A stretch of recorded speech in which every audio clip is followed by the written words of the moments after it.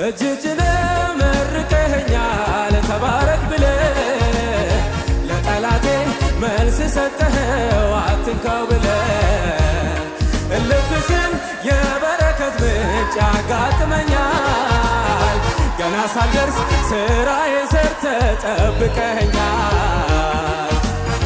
ጠብቀኸኛል ጠብቀኸኛል ጠብቀኸኛል ጠብቀኸኛል አቤት ያንተስ ነገር ስንቱ ይነገር አቤት ያንተስ ሥራ ጉባኤ ሁሉ ይዘምረው እስኪ አቤት ያንተስ ነገር አቤት ያንተስ ሥራ እጅ ጭነህ